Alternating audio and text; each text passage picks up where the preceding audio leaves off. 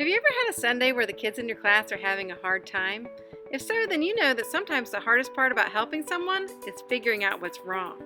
And if you've ever served with a child who has a developmental disability or an issue with communication, then this can be even more challenging. So join us today as we ask ourselves 3 easy questions which will help us learn how to assess the situation. Oh, hey there! Looks like you got choir practice going on. The music sounds great, but it looks like one of your kids is having a hard time. What's going on? Sometimes it can be tough to figure out why a child is having a difficult time. After all, putting feelings into words can be hard for all of us.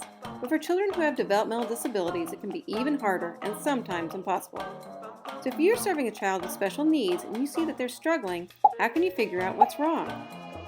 Well, there are endless reasons why someone may be feeling distressed, but there are a few common issues that can be a good place to start when assessing the situation. So if you have a student who's upset and you don't know why, start by asking yourself these 3 questions.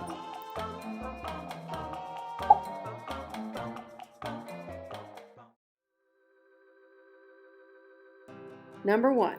Could the child be overwhelmed by his environment? Many children who have special needs are extra sensitive to the sights, sounds, smells, and textures all around them. Things such as loud volumes, flashing lights that don't bother most kids may bother them a lot.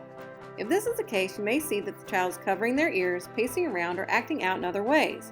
So the first thing you can do is take a good look around and see if anything in the environment may be overwhelming to someone who is sensitive. If you think this may be the case, there are a few things you can try.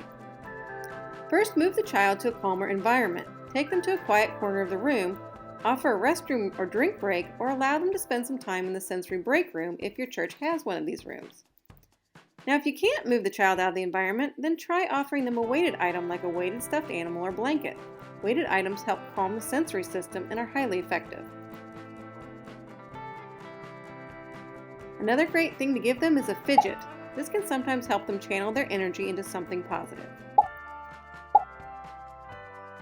The second question to remember is, could the child be confused on what to expect? All children benefit from clear expectations, but this is even more important for children who have developmental disabilities. Some children who have special needs have a hard time reading in between the lines and adapting to changes quickly. So if a child is upset, try looking at the class from their perspective. Were all the directions broken down into small steps, or some things assumed? Was enough warning given before switching activities, or is the child expected to be ready when the leader was ready? If you think that a child is confused, try these. Go over directions with the child again, but this time break them down step by step. And remember that showing what to do is just as important as telling. So model the preferred behavior or use visual aids. Also allow extra time to transition from one activity to the next. The countdown to 5 can help. A few minutes before you switch activities, you can say something like, "It's almost time to finish coloring. When I count to 5, we're going to go to music. Right now we're at a 1. And a few moments later say, "Okay, now we're at a 2, and so on. When you get to 5, you can say something like, "Great job finishing your coloring. Now we're at a 5 and it's time for music." The third question is, could the child need positive choices? It's easy to remember to tell kids what not to do, but sometimes we forget to explain what they should do instead. Some kids really benefit from positive prompting. For example, instead of saying, "Don't run in the hall," try, "Walking looks like quiet feet." This helps the child understand what a positive behavior looks like. And another thing to remember is that everyone likes choices, especially when they're feeling anxious. So by giving someone a choice of 2 positive options, we're helping them to feel more in control of themselves. This often helps reduce anxiety and improves behavior. So if you see a child's having a hard time, offer them 2 choices on what they would like to do next. Then give them praise when they make a choice and be sure to respect their wishes. Understanding why a child is struggling isn't always easy, but remembering these 3 questions is a great place to start when trying to figure out how to help. And there's one more thing you should always remember too. Even on the days that are challenging, always remember that what you do matters.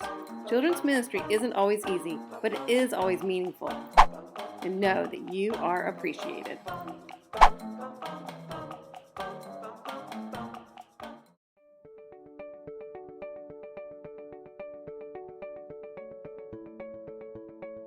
Thanks for joining us today. And as always, if you want to learn more about Wonderful Works or find out how you can download our resources, check us out at wonderfulworks.net.